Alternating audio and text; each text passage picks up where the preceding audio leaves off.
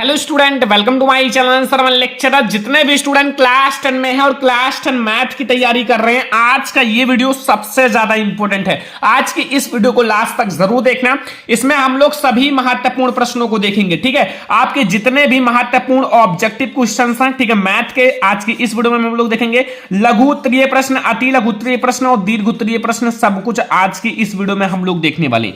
सभी महत्वपूर्ण प्रश्न आज की इस वीडियो में देखने वाले हैं और ऐसे क्वेश्चंस देखेंगे जो बोर्ड एग्जाम में 100% आएगा ही, जो हर साल बोर्ड एग्जाम में आता है वो क्वेश्चंस देखेंगे, क्योंकि ये वीडियो बहुत ही ज्यादा इंपॉर्टेंट है क्लास 10 मैथ के लिए। और आप भी बोर्ड एग्जाम में फुल मार्क्स जरूर लाओगे। 70 में 70 नंबर आपका पक्का हो जाएगा अगर आज की इस वीडियो को लास्ट तक देखोगे। आज की इस वीडियो को जितने भी बच्चे देख रहे हैं, प्लीज आप लोग लाइक जरूर करना, कम से कम 20,000 लाइक तक आप लोगों को ले जाना है, ठीक है।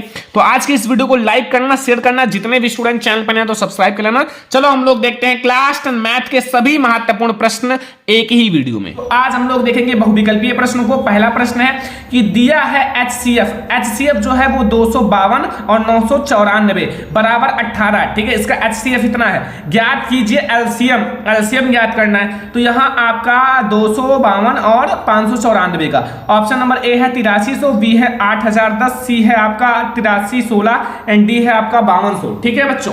तो इसको आप लोग कैसे निकालोगे, आप लोगों को एक फार्मूला बताया गया होगा, अगर नहीं पता है तो जान जाओ। एलसीएम जो होता है, एलसीएम वो बराबर किसके होता है, वो हमारा बराबर होता है, जैसे आपका दो संख्या होती हैं, दो संख्या है तो दो संख्याओं का गुणनफल, दो संख्याओं का गुणनफल, ठीक है, गुणनफल।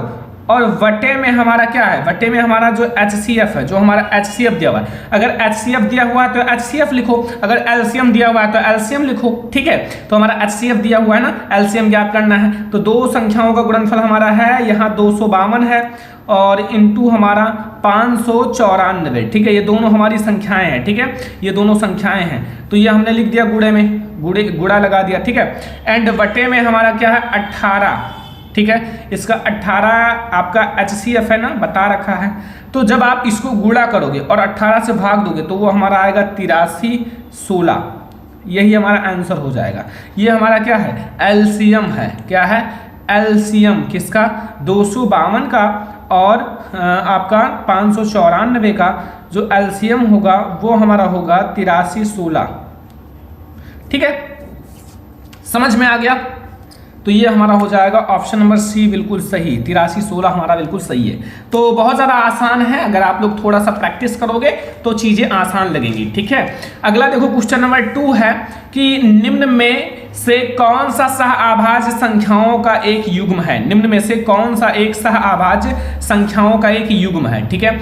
ऑप्शन नंबर ए है 14,35, बी है 31,93, सी है 18,25 एंड डी है 32,62।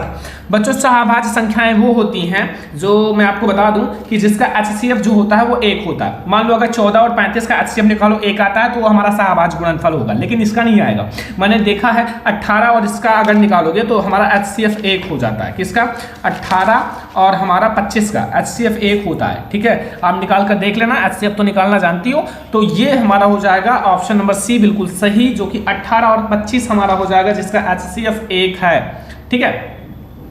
अगला क्वेश्चन देखो स्टूडेंट, अगला क्वेश्चन है यहाँ तीसरा नंबर की दो संख्याओं का योगफल 19 है तथा उनका अंतर जो है 7 है। मतलब जो योगफल है ये 19 और अंतर 7 है, तो संख्याएं ज्ञात कीजिए। बहुत ज्यादा आसान सा क्वेश्चन है। ऑप्शन है आपका ए जो है 13,6 एंड बी है 14,5, सी है आपका 12,5 एंड डी है इनमें से कोई नहीं। तो बच्चों इसमें है कुछ नहीं, मैं डायरेक्ट बता रहा हूं कि इसका दो संख्या मैंने x और y मान लिया, x और y, ठीक है। तो दोनों संख्या का जोड़ लोगे, अगर x और प्लस y कर लोगे तो यह हमारा दोनों जुड़कर 19 हो जाता है, ठीक है। समझ में आ गया। और अगर आप अंतर देखोगे x माइनस y का तो ये हमारा 7 हो जाता है। तो इसी को आप हल कर लो, ये प्लस माइनस से कट जाएगा, ये 2x हो जाएगा और ये हमारा 26 हो जाएगा। और यहाँ से x बराबर हमारा 26 है, बटे में 2 हो जाएगा, बराबर ये 13 हो जाएगा। ये हमारा x की वैल्यू निकल आई। x की वैल्यू आप यहाँ रख दो, समीकरण 1 मान लो, समीकरण 2 मान लो, ठीक है। x की वैल्यू 1 में रख दो, मैं डायरेक्ट बता रहा हूँ। तो यहाँ x प्लस वाई बराबर 19 है और x की वैल्यू हमारा 13 है, प्लस y बराबर 19 है और y बराबर 19 -13, y की वैल्यू हमारा 6 हो जाएगा।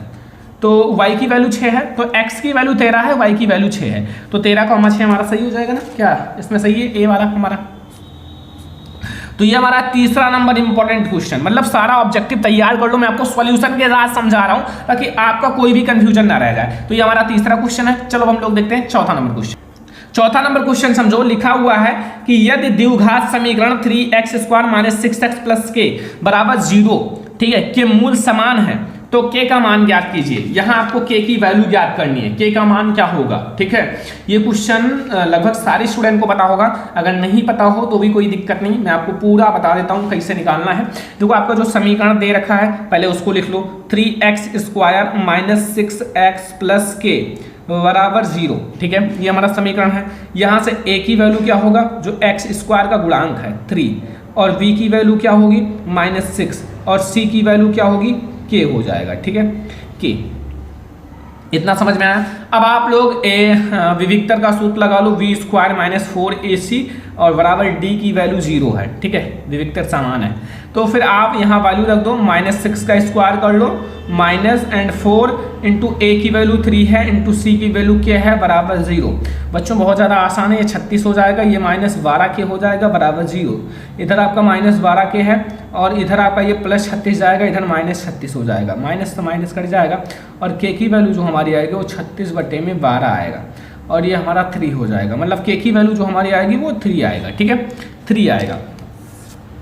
तो बच्चों k की वैल्यू यहाँ आपको क्या मिली 3, ठीक है। तो क्वेश्चन नंबर 4 का हमारा ए नंबर ऑप्शन सही है, जो कि हमारा 3 है, ठीक है, ये हमारा क्वेश्चन नंबर 4। अब हम लोग देखेंगे क्वेश्चन नंबर 5। क्वेश्चन नंबर 5 में देखो इसमें क्या पूछ रहा है, यहाँ कि दिए गए चित्र में आपका त्रिभुज ABC, ये आपका त्रिभुज है, A है, B है, C है, ठीक है, कि आधार BC, इसका आधार BC है, ठीक है, के समांतर रेखाखंड, इसका समांतर रेखाखंड है, क्या है PQ है, खींचा गया है। यदि PQ अनुपात है किसका BC का, मतलब PQ 1 भाग है और ये BC 3 भाग है, 1:3, तो AP, तो यहाँ AP और हमारा यहाँ BP का अनुपात ज्ञात कीजिए, ठीक है। तो बच्चों यहाँ आप लोगों का एक बात याद रखना, यहाँ आपका जो त्रिभुज ABC है ना, वो किसके समरूप है, वो है APQ के, इसके समरूप हैं, ठीक है। अभी मैं आपको सॉल्व करके दिखाता हूँ ताकि आप लोगों का कोई भी कंफ्यूजन ना रह जाए, ठीक है। जो हमारा त्रिभुज ABC है वो किसके समरूप है, तथा हमारा जो त्रिभुज है APQ समरूप हैं, ये समरूप होंगी,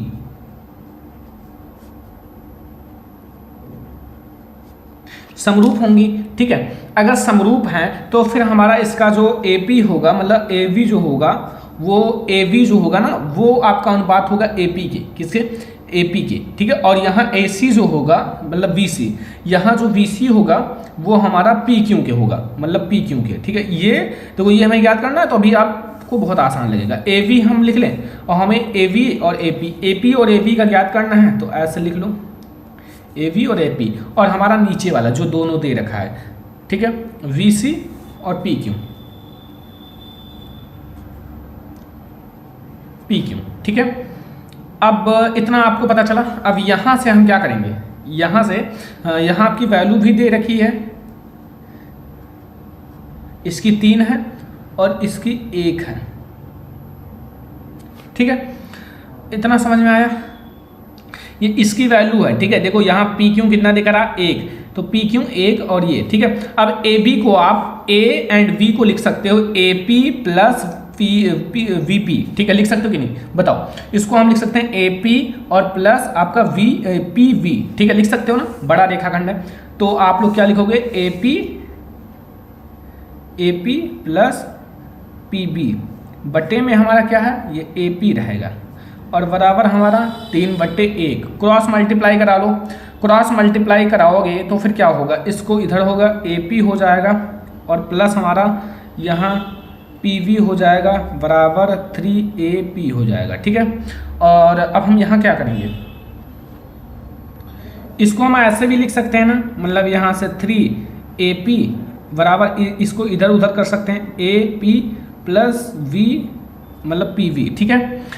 अब देखो यहाँ हम क्या करेंगे, इस चीज़ को इसमें से माइनस कर लेंगे, यहाँ 2 में से 1 जाएगा तो ये 2AP हो जाएगा और यहाँ से बचेगा केवल PV। ठीक है, अब यहाँ से आप देखो, यहाँ से आपका A है एंड P है, बटे में हमारा ये PV नीचे हो जाएगा और बराबर हमारा यहाँ 1 है और ये जाएगा नीचे 2, यानी कि 1:2 में। काफ़ी हार्ड क्वेश्चन है, ऑब्जेक्टिव में ये। ठीक है, तो 1:2 हो गया। अगला क्वेश्चन देखो, अगला क्वेश्चन है क्वेश्चन नंबर 6। ध्यान से देखो, सारा क्वेश्चन सॉल्व करो। 6 है कि बिंदुओं 5,0 और -12,0 की बीच की दूरी है, इसके बीच की दूरी ज्ञात करनी है। ठीक है, तो ये तो बहुत ज़्यादा आसान क्वेश्चन है, क्वेश्चन नंबर 6, जो कि सारे स्टूडेंट को पता होगा बीच की दूरी क्या आएगी। आंसर तो बहुत सारे स्टूडेंट लगा चुके होंगे, लेकिन फिर भी मैं आप लोगों को बता देता हूँ। बीच की दूरी ज्ञात करने के लिए सभी स्टूडेंट को फार्मूला पता है निर्देशांक ज्योमिति का, x1 माइनस x2 का square and plus y1 minus y2 का स्क्वायर। ठीक है, अब इसमें आप क्या करोगे, यहाँ 5 है प्लस 12 है, x1 देखो ये x1 है, ये x2 है। ठीक है, ये माइनस है और ये माइनस प्लस हो जाएगा, इसीलिए मैंने ऐसा करा है स्क्वायर, और प्लस में ये 0 है, ये भी 0 ही है स्क्वायर, और रूट लगा दो पूरे पे। तो यहाँ आपका रूट में रहेगा, ये आपका 17 हो जाएगा, 17 का स्क्वायर, और ये आपका 0 ही रहेगा, बराबर हमारा हो जाएगा 17 इकाई। बस हो गई, दूरी आगे, यही हमारा हो जाएगा 17 इकाई आंसर। ये हमारा है क्वेश्चन नंबर 6। अब हम लोग देखेंगे क्वेश्चन नंबर 7। क्वेश्चन नंबर 7 में देखो बच्चों, जो कि बहुत ज़्यादा आसान है, आप लोग थोड़ा सा अगर ध्यान से देखोगे तो पता चलेगा कि उस त्रिभुज का केंद्रक निम्न में से है, जिसके शीर्ष जो हैं 7,5, 5,7 और -3,3 हैं। ऑप्शन आपके हैं, ए है 3,5, बी है 2,5, 4 एंड सी है 5,7 एंड डी है 4,3। तो चलो इसको भी सॉल्व करते हैं। x और y की वैल्यू ज्ञात कर लो, आपका आंसर आ जाएगा। जैसे x बराबर हमारा होता है x1 plus x2 plus x3 कर दो, बटे में आपका 3 है 3। ठीक है, 1 2 3 तो 3 हो जाएगा।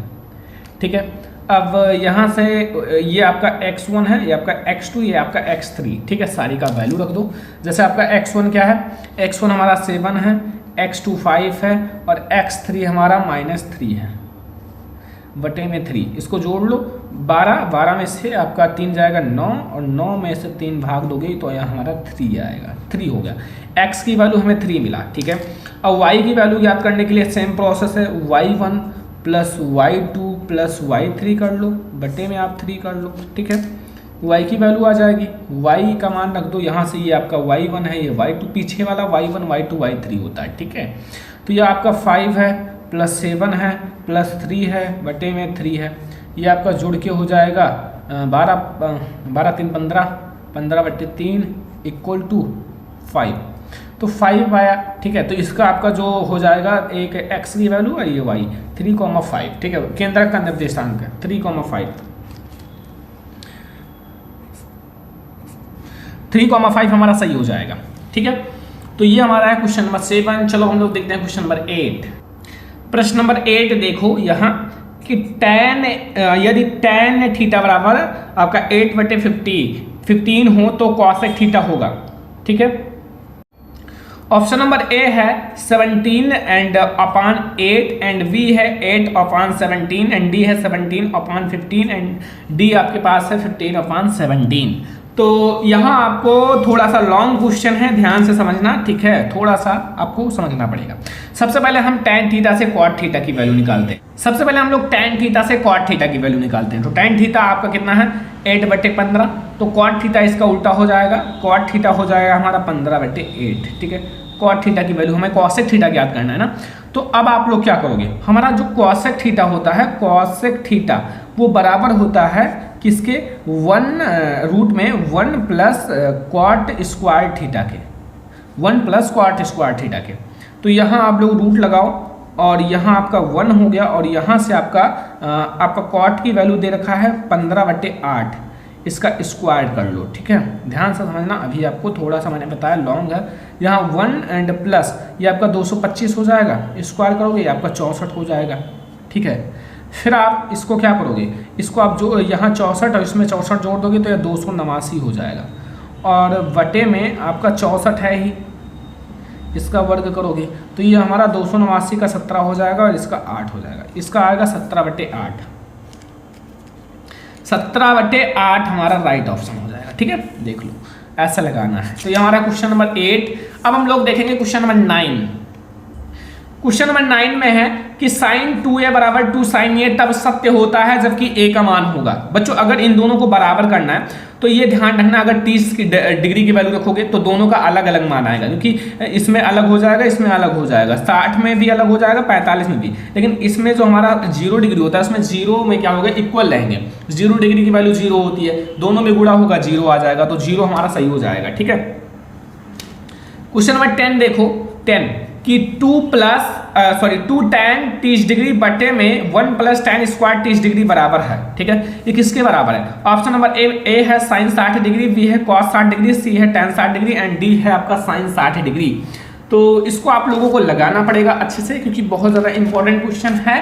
तो क्या करना है, केवल वैल्यू आपको पता होना चाहिए, जो वैल्यू है। जैसे आपका है क्वेश्चन है कि 2 tan 30 डिग्री, ठीक है, बटे में 1 + tan स्क्वायर 30 डिग्री। तो फिर यहाँ आप वैल्यू रखोगे ना, यहाँ 2 है इंटू 30 डिग्री की वैल्यू 1/√3 है। ठीक है, बटे में 1 प्लस ये भी 1/√3 है, स्क्वायर कर लो, इसका स्क्वायर है। ठीक है, वैल्यू रखे आप, फिर आपका कैलकुलेशन आएगा काम। ये आपका 2√3 है और इसका जब स्क्वायर करोगे तो 1/3 हो जाएगा। ठीक है, तो 3 एकम 3 1 4, ठीक है, 4/3 हो जाएगा। अब इसका मल्टीप्लाई इससे, इसका इससे करा लो। 2√3 इंटू 3/4, 2 का 2 एंड यहाँ एक रूट है ना, एक रूट यहाँ रहेगा, एक कट जाएगा। ठीक है, तो यह हमारा √3/2 जो कि वैल्यू होती है sin 60 डिग्री की, sin 60 डिग्री की। तो sin 60 डिग्री की वैल्यू हमारी होती है इतना,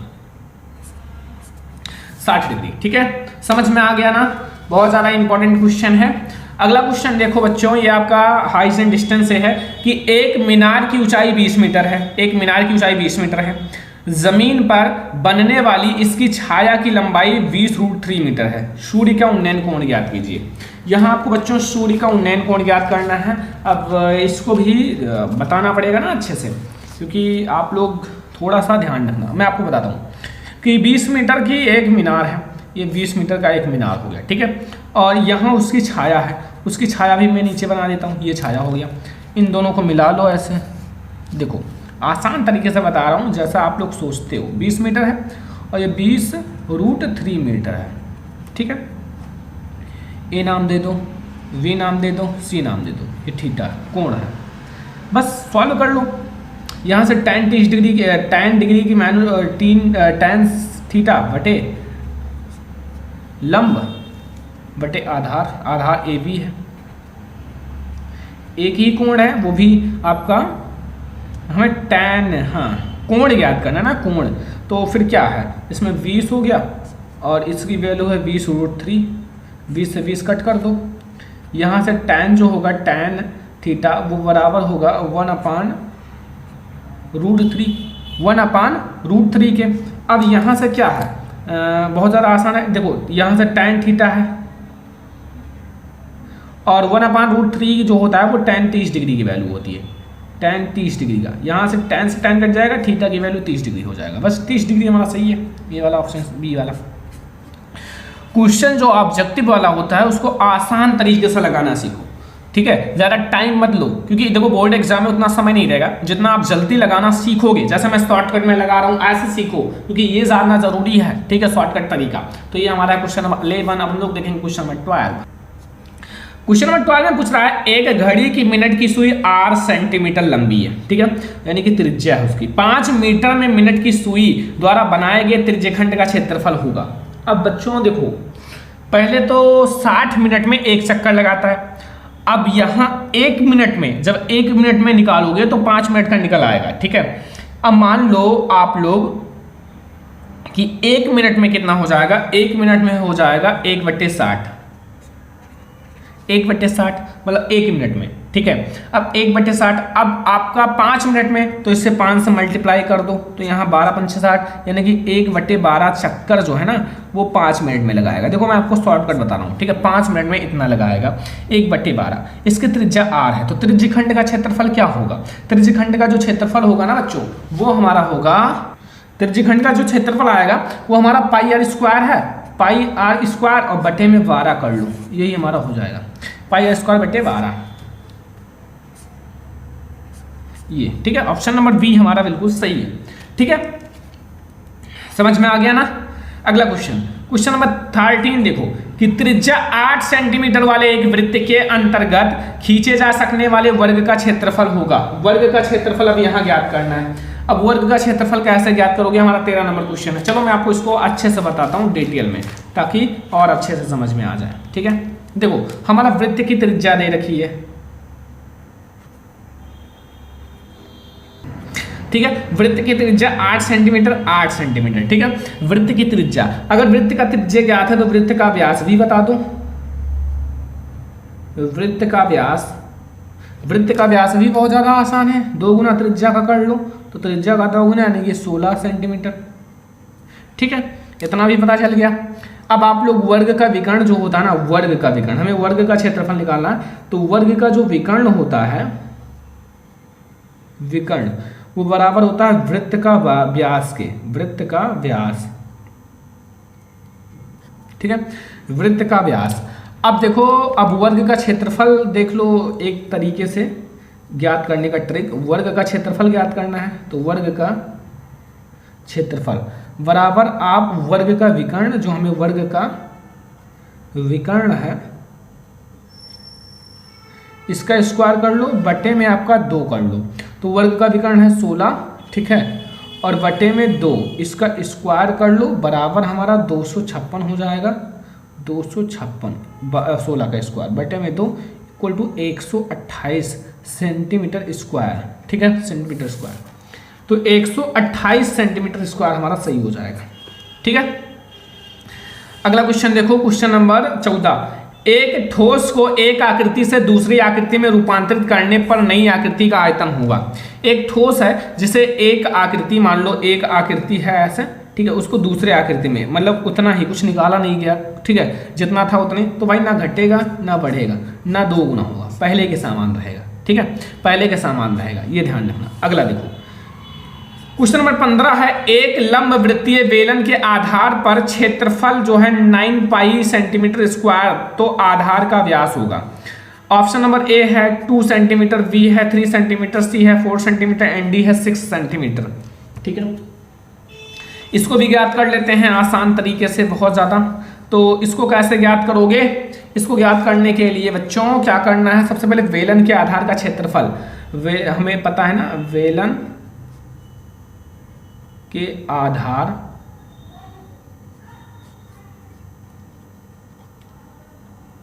का क्षेत्रफल वो कितना होता है, πr², ठीक है, πr²। अब ये हमारा जो πr² है ये बराबर है 9 पाई के, 9 पाई, पाई से पाई कट जाएगा, r² जो बचेगा वो 3 सेंटीमीटर, और r जो बचेगा हमारा वो, सॉरी 9 है, स्क्वायर है ना, अभी 9 का कर्ण कर लो, तो यहाँ r जो होगा वो क्या हो जाएगा, वो हमारा बचेगा केवल 3 सेंटीमीटर।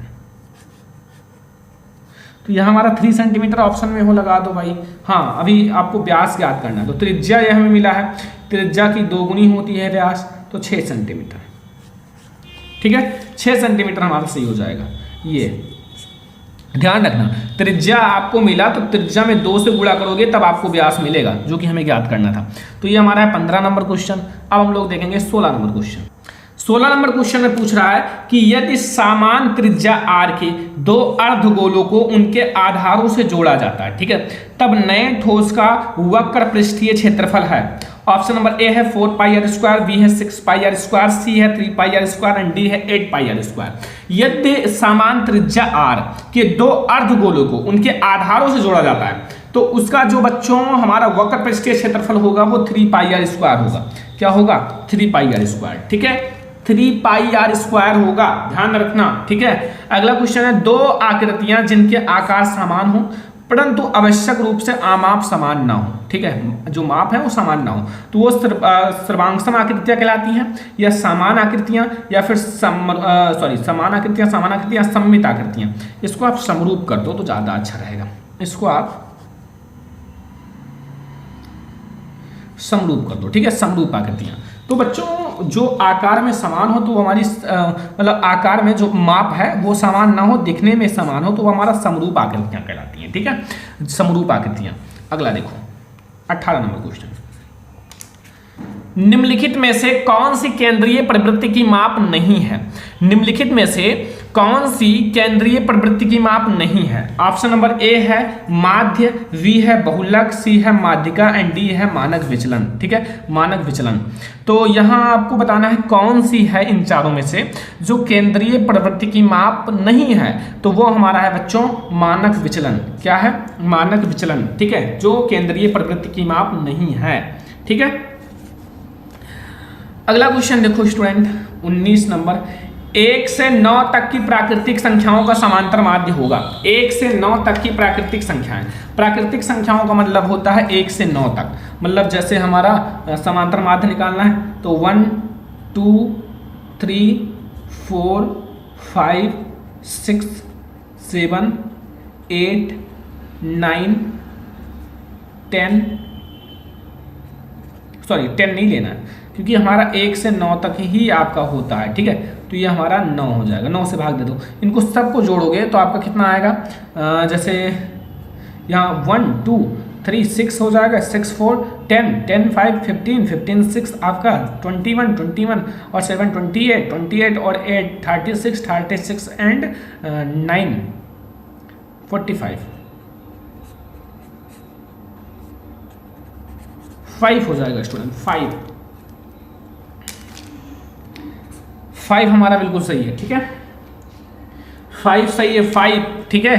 अगला क्वेश्चन, इसको मैं आपको ट्रिक के द्वारा समझा देता हूं, वैसे सॉल्व कर लेना, ठीक है। 10 व्यक्तियों के भार का समांतर माध्य 45.5 kg है, उनके भारों का योगफल होगा। बच्चों योगफल मतलब लिखा हुआ है 10 व्यक्ति हैं के समांतर माध्य इतना है, तो फिर उनका योगफल मतलब इनको मतलब सभी का कितना हो जाएगा, यहाँ आपका 10 है और यहाँ आपका कितना है 45.6, तो यहाँ आप ये हटा दो 10 में, तो यहाँ कर दो, तो मतलब 10 से मल्टीप्लाई कर दो तो हमारा 256 हो जाएगा, तो 256 सही हो जाएगा, सॉरी 456 हो जाएगा, 456 सही हो जाएगा। तो ये है हमारे 20 मोस्ट इंपॉर्टेंट ऑब्जेक्टिव क्वेश्चन। मैं आप लोगों को 20 ऑब्जेक्टिव भी बता रहा हूँ, अभी 100 ऑब्जेक्टिव का सीरीज आने वाला है एक साथ, उसका सरप्राइज होगा। पहले मैंने आप लोगों को जो √5 है ना वो सिद्ध करा चुका हूं कि सिद्ध कीजिए √5 एक अपरिमेय संख्या है, वो भी बहुत ज्यादा इंपॉर्टेंट है, इससे पहले मैंने सिद्ध करा दिया। और ये बहुत ज्यादा इंपॉर्टेंट है, सिद्ध कीजिए √2 एक अपरिमेय संख्या है, ठीक है, तो ये बहुत ही ज्यादा इंपॉर्टेंट है और मैं आपको बहुत सरल तरीके से बताऊंगा। और अभी हमारे और भी बहुत सारे इंपॉर्टेंट क्वेश्चन है पूरे बुक के, ठीक है, तो वीडियो को लाइक कर देना, शेयर कर देना, चैनल पर नहीं तो सब्सक्राइब भी कर लेना, ठीक है, और आप लोग पूरा समझ कर जाना, जितना क्वेश्चन मैं आपको बताने वाला हूं मैथ के, ये सभी बहुत ज्यादा इंपॉर्टेंट क्वेश्चन है, ठीक है। तो अगर आपको अपरिमेय सिद्ध करना है तो सबसे पहले आपको क्या करना है, सभी बच्चों को पता होगा, सबसे पहले हमें इसके विपरीत मान लेना है। माना जो हमारा √2 है वो क्या है, एक परिमेय संख्या है, एक क्या है, परिमेय संख्या है। ध्यान से समझना जैसा मैं आपको बता रहा हूं, ठीक है, एक परिमेय संख्या है। अगर आपका √2 एक परिमेय संख्या है बच्चों, तो परिमेय संख्या को क्या कर सकते हैं, परिमेय संख्या को हम लोग a/v या p/q के रूप में लिख सकते हैं ना। मैं a/v के रूप में लिख देता हूं, ठीक है, मैंने a/v के रूप में लिख दिया। और यहां जो आपका a और v है ये क्या है, जहां हमारा a और v क्या है, सह अभाज्य संख्या है। क्या है बच्चों, ठीक है, तो हमारा a और v क्या है, एक सह अभाज्य संख्या है, ठीक है, सह अभाज्य, जो हमारा a है और v है ये एक सह अभाज्य संख्या है, ठीक है। अब हम लोग क्या करेंगे, अब हम लोग दोनों पक्षों का वर्ग कर लेंगे, ठीक है, लेकिन यहाँ v का मान 0 के बराबर नहीं होना चाहिए, तभी आपका परिमेय संख्या होगा। अब हम लोग क्या करेंगे, दोनों पक्षों का वर्ग करेंगे, जो हमारा दोनों पक्ष है, तो दोनों पक्षों का वर्ग करने पर, ठीक है, जितना मैं आपको स्टेप बता रहा हूं इसी स्टेप को आप सारे में लगा सकते हो, ठीक है। अगर √2 आए या √5 आए या √7 आए, सारे में आप यही स्टेप लगा सकते हो जो मैं आपको बता रहा हूं, ठीक है। तो वर्ग करने पर जब आप दोनों पक्षों का वर्ग करोगे तो फिर क्या होगा, √2 का आप वर्ग कर लोगे, ठीक है, √2 का आप वर्ग कर लो, एंड बराबर हमारा a अपान v का भी वर्ग आप कर लो, ठीक है, a अपान v का भी आप वर्ग कर लो। जब इसका वर्ग करोगे तो हमारा ये क्या हो जाएगा, ये हमारा हो जाएगा 2 और ये हमारा हो जाएगा a² अपान v², ठीक है, a अपान v², ठीक है। और यहां हम a² बराबर क्या लिख सकते हैं, a² बराबर ये इसका मल्टीप्लाई हो जाएगा 2v², 2v² लिख सकते हैं ना, 2v²। अब आप लोगों को देखो ध्यान से, यहां आप लोगों को क्या समझना है, अगर मैं b² देखूं तो ये लिख सकता हूं a² अपान में 2 लिख सकता हूं ना। अब आपको यहां दो चीजें लिखनी है। फर्स्ट नंबर कि आप लोगों का यहां ध्यान से समझना, मैं आपको यहां आप लोगों को स्टेप नंबर फर्स्ट, ये आप लोगों का परिमेय के अकॉर्डिंग है कि हमारा अगर 2 है a² को विभाजित करता है, अगर ये जो 2 है ये a² को विभाजित करता है, मतलब आपको लिखना है अगर 2 जो है a² को क्या करता है, विभाजित करता है, ठीक है, अगर 2a² को विभाजित करता है, ध्यान से समझना बहुत ज्यादा इंपॉर्टेंट है, अगर 2a² को विभाजित करता है तो फिर क्या होगा, तो आप लोगों का 2a को भी विभाजित करेगा, 2a को भी विभाजित करेगा, क्या करेगा, 2a को भी विभाजित करेगा। ध्यान से समझना, अगर 2 जो है a² को विभाजित करता है तो 2a को भी विभाजित करेगा। ये तो आसान सा बात है ना। अगर मान लो हमारा 2 है और यहाँ 4 को विभाजित करता है, तो अगर आप 4 का वर्ग कर लोगे तो 16 हो जाएगा, तो भी तो ये 2 विभाजित करेगा ना 16 को, तो वही बात बता रहा है, ठीक है। तो ये आप लोगों को लिख देना है। इतना लिखने के बाद अब हम लोग यहाँ क्या करेंगे स्टूडेंट, अब ठीक है, अब हम लोग क्या करेंगे, ध्यान से समझना, अब हम लोग जो a बराबर है 2m मान लेंगे। क्या मान लेंगे, 2m, a को हम लोग 2m मान लेंगे, क्योंकि हमारा √2 है सिद्ध करने के लिए। अगर ये √5 होता तो हम इसे 5m मानते, इतना ध्यान रखना, ठीक है, ये आप लोगों के लिए इंपॉर्टेंट है। तो अब हम लोग 2m लिख सकते हैं, ठीक है, a बराबर 2m लिख सकते हैं। और m क्या है, m यहां हमारा जो है स्टूडेंट, जहां m कोई पूर्णांक है, क्या है, जहां m जो है कोई पूर्णांक है, ध्यान से समझना एक एक स्टेप को, ठीक है, पूर्णांक है। अब m हमारा कोई पूर्णांक है, अब हम लोग क्या करेंगे, a का मान आप लोग यहां रख दो, जो आप लोगों का ये वैल्यू है, ठीक है, यहां आप लोग रख सकते हो या फिर यहां रख सकते हो, हम लोग डायरेक्ट यहां रखेंगे, ठीक है, या फिर आप लोग यहां भी रख सकते हो। जैसे a का वैल्यू है, यहां आपका है v² बराबर a की वैल्यू है 2m का स्क्वायर कर लो, ठीक है, इसको आप लोग समीकरण फर्स्ट नाम दे दो, मान लो हमने यहां रख दिया, ठीक है, वैल्यू, और बटे में हमारा 2 है। अब यहां हमारा क्या हो जाएगा, v² बराबर इसका 4m² हो जाएगा और बटे में 2, यहां 2 से 2 कट जाएगा, ठीक है। और यहां से हम m² बराबर क्या लिख सकते हैं बच्चों, ये v² है, v² और ये 2 जो है ये बटे में जाएगा, ये 2 हो जाएगा। ऐसा हम लोग लिख सकते हैं, ठीक है। अगर आप लोगों का ऐसा लिख सकते हैं तो फिर आप लोगों को एक बार लिखना है, क्या लिखना है, जैसे हमने a के लिए लिखा था, ये देखो, ठीक है, अगर 2a² को विभाजित करता है तो 2a को भी विभाजित करेगा, वैसे हमें v के लिए लिखना है, ठीक है, उसी टाइप से है ना। तो v के लिए क्या लिखोगे, जैसे आप लोगों ने उसका लिखा था उसी टाइप से, एकदम सेम, जैसे 2 जो है v² को विभाजित करता है। ध्यान से समझना, एक एक स्टेप को मैं आपको समझा रहा हूं ताकि आप लोग बोर्ड एग्जाम तक भूल ना पाओ, ठीक है। अगर ये करता है, विभाजित करता है, तो फिर क्या होगा, तो 2 जो है a को भी विभाजित करेगा, a को भी विभाजित करेगा, a को भी विभाजित करेगा, ठीक है। ये आप लोगों को स्टेप इतना समझ में आ गया होगा, और इसको आप लोग समीकरण नंबर 2 मान लो, ठीक है। अब बच्चों मैंने माना था कि a और v क्या है, हमारा एक सहअभाज्य संख्या है, सहअभाज्य संख्या जिसका जो HCF जो उभयनिष्ठ गुणनखंड ओनली 1 होता है, लेकिन यहां तो हमें a और v का उभयनिष्ठ गुणनखंड 2 मिला है। तो अगर इसका उभयनिष्ठ गुणनखंड 2 मिला है तो यह हमारा एक सहअभाज्य संख्या नहीं है, अर्थात यह हमारा परिमेय संख्या नहीं है। तो लास्ट में आप लोगों को क्या लिखना है, समीकरण फर्स्ट और समीकरण सेकंड को देखते हुए आपको लिखना है कि समीकरण फर्स्ट और समीकरण सेकंड से हम कह सकते हैं कि a और v का उभयनिष्ठ गुणनखंड 2 है, ठीक है।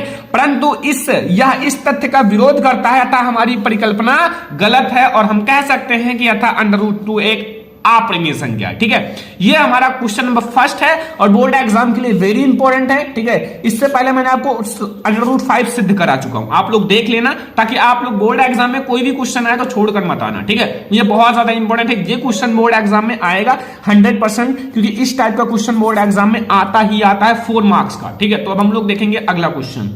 तो स्टूडेंट अब हमारा आता है क्वेश्चन नंबर सेकंड। ये बहुत ज्यादा आसान क्वेश्चन है लेकिन बोर्ड एग्जाम के लिए वेरी इंपॉर्टेंट क्वेश्चन है, आप लोगों को जरूर तैयार करके जाना है। ठीक है, हम लोग हार्ड क्वेश्चन भी देखेंगे और इजी क्वेश्चन भी देखेंगे ताकि आप लोगों की पूरी तैयारी हो जाए। ठीक है, ज्ञात कीजिए कि रैखिक समीकरणों का जो युग्म है 2x - 3y = 8 एंड दूसरा समीकरण है 4x - 6y = 9 संगत है या असंगत है। ठीक है, संगत है या असंगत आपको ये बताना है। ठीक है, तो सबसे पहले जो आपका दिया गया समीकरण है उसको इस तरीके से लिख लेना है। 2 यहां हल आप लोग देख लो, हल कैसे करना है ध्यान से समझना।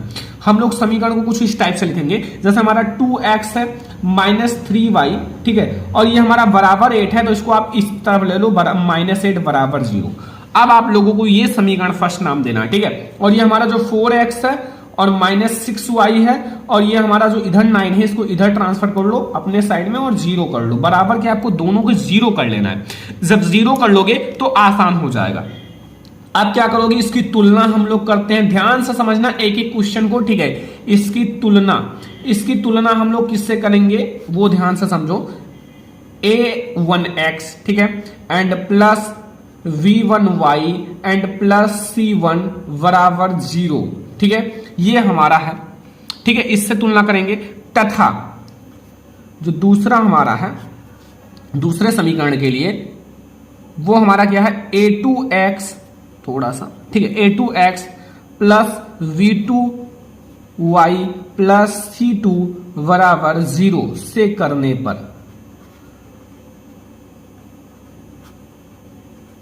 ठीक है, इससे हम लोग तुलना करेंगे। अब हम लोग क्या करेंगे, a1 हमारा इसमें क्या है बच्चों, a1 हमारा क्या है, a1 हमारा 2 है। ठीक है, a2 हमारा क्या है, a2 हमारा ये 4 है और v1 क्या है बच्चों, v1 हमारा -3 है। ठीक है, और v2 क्या है, v2 हमारा -6 है और c1 हमारा क्या है, c1 हमारा -8 है और c2 हमारा क्या है, c2 हमारा -9 है। ठीक है, इतना आपको समझ में आ गया। यहां से मैंने लिया है a1 v1, a1 आपका a2 v1 and c1 and a2 v2 c2। ठीक है, इस टाइप से आपको ले लेना है। फिर आप लोगों को क्या करना है, एक दूसरे को जैसे a1/a2 कर लेना है, a1/a2 तो ये हमारा 2/4 हो जाएगा, ये कट के 1/2 हो जाएगा। ये हमें a1/a2 मिला है 1/2। अब v1/v2 देख लो, v1/v2, अब v1/v2 है -3/-6, ये कट के हो जाएगा 1/2, यानी कि a1/a2 और v1/v2 बराबर ही है। अब c1/c2 देख लो, c1/c2 बराबर है -8/9, ये हमारा 8/9 ही मिलेगा।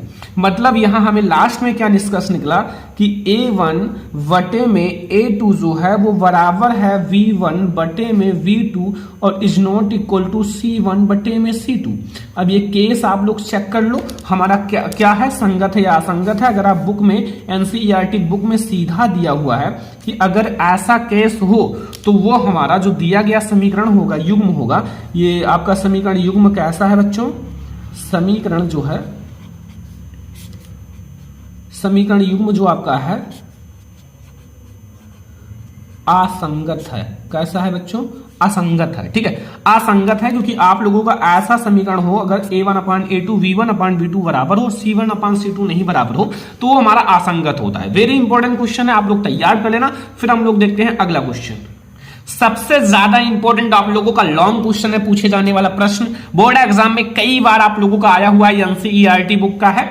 निम्नांकित समीकरण युग्म को रैखिक समीकरण के युग्म में बदलकर हल कीजिए। आपका वेरी इंपॉर्टेंट है, पहले आपको इसको रैखिक समीकरण के युग्म में बदलना है, फिर आपको इसको हल करना है अच्छे से। ठीक है, तो आप लोगों का समीकरण है 5/x - 1 प्लस 1/y - 2 = 2। ठीक है, और फिर दूसरा समीकरण है 6 अपान x माइनस 1 और -3 अपान y माइनस 2 बराबर 1। ठीक है, इसको आप लोगों को पहले रैखिक समीकरण में बदलना है, फिर आप लोगों को हल करना है। तो रैखिक समीकरण को में बदलने के लिए सबसे पहले आप लोग हल समझ लो। पहले आप लोग समीकरण को ऐसा लिख लो जैसा लिखा हुआ है, ऐसा आप लोग लिख भी सकते हो या फिर डायरेक्ट हल करो। ठीक है, कोई दिक्कत नहीं।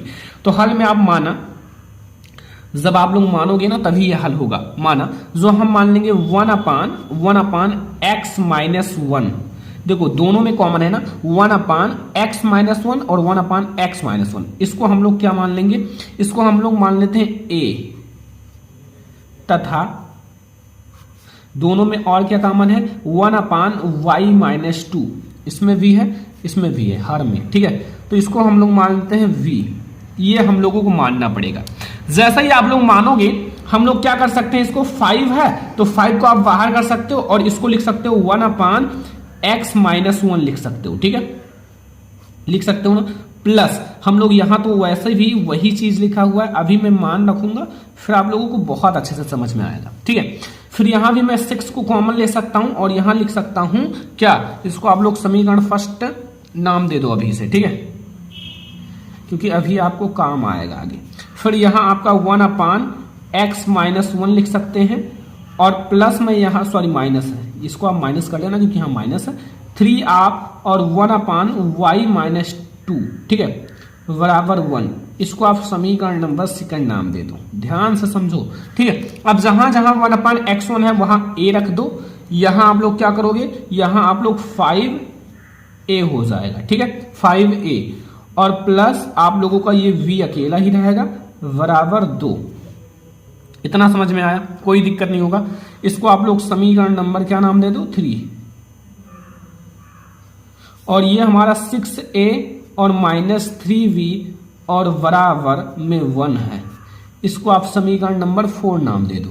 क्या दोगे, समीकरण नंबर 4 नाम दे दो।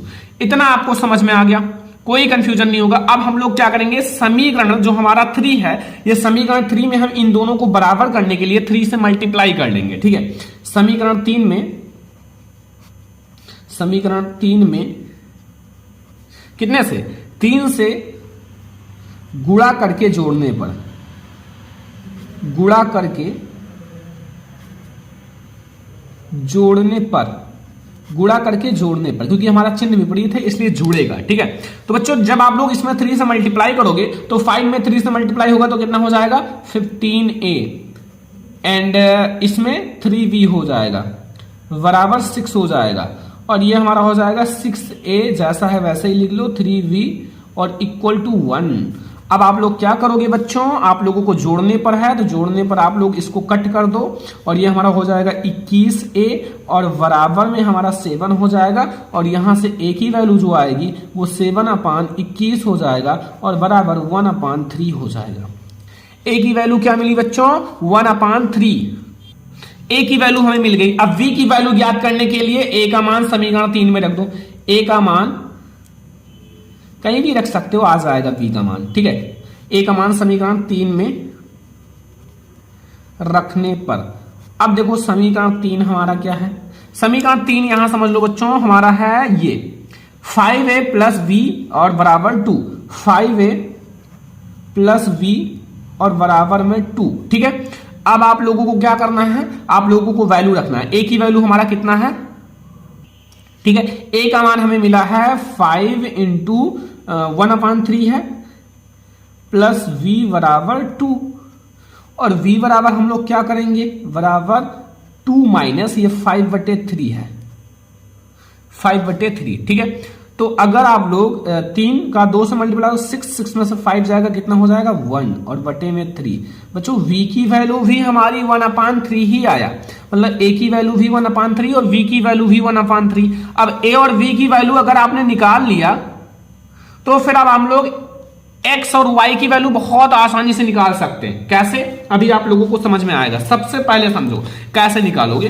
देखो यहां आप लोगों का मैंने क्या माना था, 1/x, ध्यान से समझना। यहां जो मैंने माना था उसको मैंने क्या माना था, 1/x माइनस 1 बराबर a। तो a की वैल्यू तो हमने निकाल लिया और v की वैल्यू को मैंने क्या माना था, 1/y माइनस 2 बराबर v। यहां जब हमें x और y की वैल्यू बहुत आसानी से मिल जाएगी। देखो कैसे, ध्यान से समझना। यहां हमने माना था एक, देखो 1/x-1 एक को सॉल्व करते हैं, a की वैल्यू 1/3 था, ठीक है, 1/3 कर लिया a के स्थान पर क्योंकि हमारी वैल्यू आ चुकी है। तो यहां आप क्रॉस मल्टीप्लाई कर लो, 1/x-1 बराबर 3 और x की वैल्यू 3 में +1 हो जाएगा क्योंकि इधर आपका -1 है तो इधर आपका +1 हो जाएगा, x की वैल्यू 4 मिल जाएगी। x की वैल्यू हमें कितनी मिली? 4 मिल गई। देखो कितना आसान है, ठीक है, केवल आपको एक सिस्टम से लगाना है क्वेश्चन को, बहुत आसान लगेगा। 1/y-2 बराबर v की वैल्यू भी 1/3 ही है और हमारा y-2 बराबर 3 और यहां से y की वैल्यू जो मिलेगी वो 3 + 2 और y की वैल्यू जो मिलेगी वो 5 मिलेगी। y की वैल्यू 5, x की वैल्यू 4, यही हमारा दोनों आंसर हो जाएगा, देख सकते हो। सब हमारा आता है क्वेश्चन नंबर 4। इसमें लिखा हुआ है उस बिंदु के निर्देशांक ज्ञात कीजिए जो बिंदुओं -1,7 और 4,-3 को मिलाने वाले रेखाखंड 2:3 अनुपात में विभाजित करता है। ठीक है, तो ये क्वेश्चन आपको ज्ञात करना है, तो फिर इसमें आपको निर्देशांक ज्ञात करना है। तो निर्देशांक आप x, y मान लो, रेखाखंड को विभाजित करने वाले बिंदु के निर्देशांक, ठीक है, क्योंकि निर्देशांक को मानोगे तभी तो आपको ज्ञात होगा। तो आपका जो रेखाखंड को माना,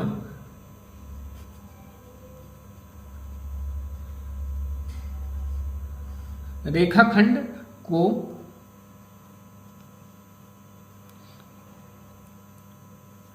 विभाजित करने वाले निर्देशांक करने, यही हमें ज्ञात करना है, वाले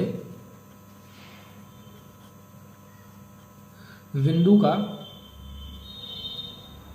निर्देशांक, वो निर्देशांक आपको x, y मान लेना है। क्या मान लेना है? x, y, ठीक है। बस अब आप क्या करोगे, आप यहां से आपका x1 x2 तो जानती हो क्या है, ठीक है, ये हमारा x1 है, ये हमारा x2 है, ये हमारा y1 है, ये y2 है, ठीक है, इतना तो पता ही है। अगर नहीं पता है तो मैं लिख देता हूं, यहाँ x1 हमारा क्या है, x1 -1 है, y1 हमारा 7 है, x2 हमारा 4 है, ये x2 4, और y2 हमारा -3 है, ठीक है। एंड m1 क्या है, m1 हमारा ये जो अनुपात है 2 है, और m2 क्या है, m2 हमारा 3। बस इतना सा आपको पता होना चाहिए, ठीक है। अब आप x और y का मान निकाल सकते हो। x की वैल्यू रखो, x बराबर, x का आपका एक मतलब सूत्र रखना, m1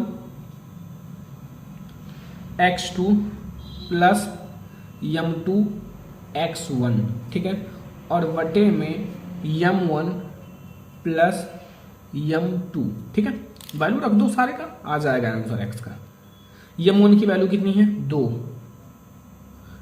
x2 की 4 प्लस m2 की वैल्यू 3 और x1 का -1 बटे में 2 + 3 बराबर, ये हमारा 8 हो जाएगा और ये हमारा -3 हो जाएगा, बटे में 5 हो जाएगा, बराबर 5 बटे में 5 इक्वल टू हमारा 1 आएगा।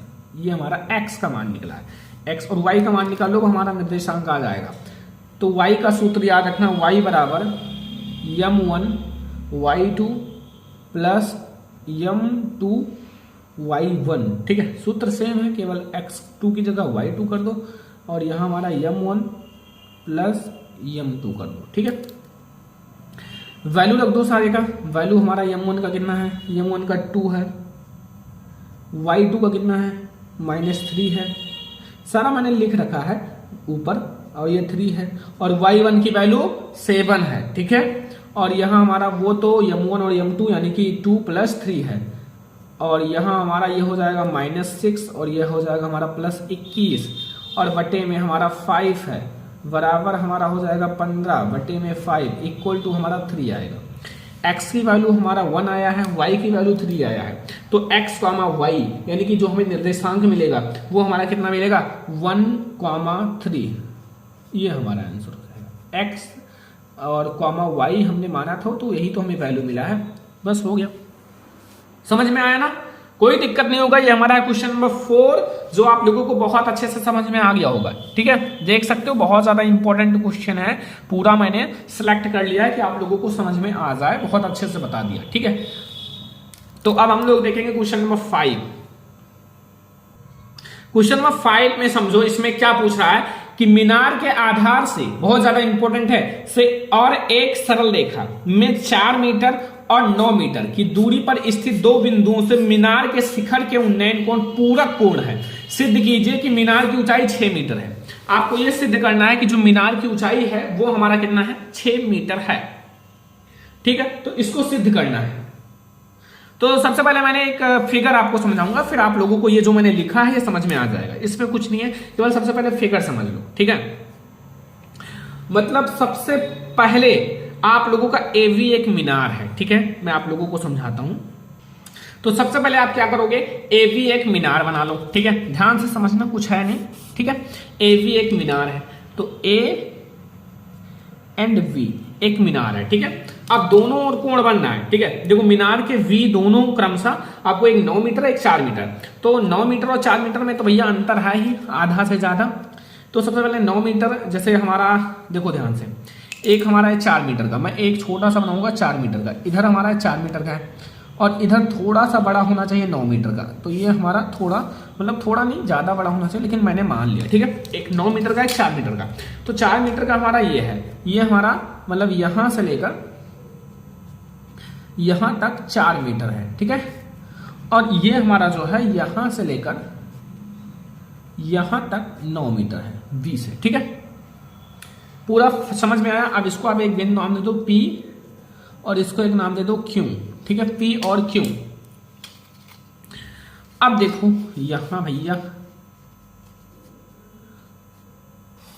एक ये लाइन को मिला दो और एक ये लाइन को मिला दो। ठीक है, सबसे पहले एक तो हमारा थीटा कोण है, तो इसको मैं थीटा मान लूंगा, और इसका पूरक है, मतलब कोटि पूरक जो होता है वो 90 माइनस थीटा होता है, 90 डिग्री माइनस थीटा होगा। बस इतना सा आप लोगों को समझ में आ गया। कोई प्रॉब्लम हो तो आप लोग बता सकते हो। हाइट हमारा ये है, हाइट यानी कि इसे हमें सिद्ध करना 6 मीटर। ठीक है, तो सबसे पहले देखो, मैं इस चित्र के अकॉर्डिंग, माना ए भी एक मीनार है, माना ए एंड वी एक मीनार है। ठीक है, जिसकी ऊंचाई h है, जिसकी ऊंचाई h है ये। ठीक है, मीनार का आधार v है। v के दोनों तरफ क्या है, दोनों तरफ क्रमशः एक 9 मीटर का एक 4 मीटर का, दूरियां दो बिंदु P और Q है, P और Q है। ठीक है, यदि P से मीनार की चोटी का उन्नयन कोण थीटा है, तो थीटा से मीनार की चोटी का उन्नयन कोण, या क्यू से मीनार की चोटी का उन्नयन कोण कोटि पूरक 90 माइनस थीटा होगा। बस इतना सा याद रखना, कुछ और नहीं है। अब आप लोग सबसे पहले क्या करोगे, सबसे पहले मैं त्रिभुज लूंगा चूंकि हमारा जो समकोण त्रिभुज है, समकोण त्रिभुज एपीवी में, एपीवी में। ठीक है, अब एपीवी में हमारा tan थीटा लगेगा, tan theta, tan equal to हमारा लंब क्या है, इसमें लंब आपका ये है एवी यानी कि हाइट, और आधार हमारा है ए पीवी। ठीक है, कोण तो हमारा थीटा ही है, तो tan theta equal to h बटे में 9। ठीक है, इतना आपको समझ में आया, कोई प्रॉब्लम कोई कंफ्यूजन नहीं होगा। अब हम लोग देखेंगे दूसरा समकोण त्रिभुज। अब हमारा अगला जो समकोण त्रिभुज होगा, समकोण त्रिभुज हमारा ए वी क्यू में। ठीक है, अब ए वी क्यू में हमारा ये थीटा इतना है, ए वी क्यू में, तो अब यहां tan जो होगा वो 90 माइनस थीटा है, थीटा हमारा 90 माइनस थीटा है बराबर, और यहां हमारा क्या है, मतलब ये तो 90 माइनस थीटा हो गया। अब ऊंचाई हमारा h ही है, और आधार हमारा 4 है, उसमें 9 था, इसमें 4 है। ठीक है, इतना समझ में आया। और tan 90 माइनस थीटा हमारा होता है cot थीटा, और cot थीटा की वैल्यू हमारा h बटे में 4 मिल गया, h बटे में 4। ठीक है, अब समीकरण 1 जो हमारा है और समीकरण 2 है, दोनों को गुणा कर दो। समीकरण 1 हमने इसको नाम दे दिया, और समीकरण 2 हमने इसको नाम दे दिया। समीकरण 1 सिद्ध करना है ना, तो कैसे भी कर सकते हो, तथा समीकरण 2 को गुणा करने पर, तो इसको गुणा कर लो। गुणा करने के लिए हमारा देखो, एक तो हम एक पक्ष में, जैसे हमारा tan थीटा इधर है, इस लेफ्ट साइड में इधर भी हमारा कॉट थीटा है इंटू कॉट थीटा, और वो हमारा h बटे में 9 है गुणे h बटे में 4 है। ठीक है, अब क्या होगा देखो, h का यहाँ आपका tan थीटा है, कॉट थीटा को आप क्या लिख सकते हो, कॉट थीटा को आप लिख सकते हो, सॉरी गुणा लेगा है, गुणा 1 बटे tan थीटा बराबर h का स्क्वायर, h का स्क्वायर हो जाएगा और यहाँ 9 36 हो जाएगा। ठीक है, यहाँ से कट जाएगा tan, तो यहाँ इसका इधर हो जाएगा, तो h स्क्वायर जो हमें मिलेगा वो 36 मिलेगा, और h बराबर हमारा रूट 36 मिल जाएगा, और h बराबर अगर हम देखें तो 6 मिल जाएगा। बस हो गया, 6 मीटर हमें सिद्ध करना था, ऊंचाई 6 मीटर हमारा आ गया, ये ऊंचाई जो है 6 मीटर है, बस यही हमें सिद्ध करना था। Very important question. तो इस वीडियो में हमने मैथ के बहुत सारे इंपॉर्टेंट क्वेश्चन देखे जो बोर्ड एग्जाम के लिए मोस्ट इंपॉर्टेंट है। इस वीडियो को लाइक करना, शेयर करना, चैनल पे ना तो सब्सक्राइब भी करना।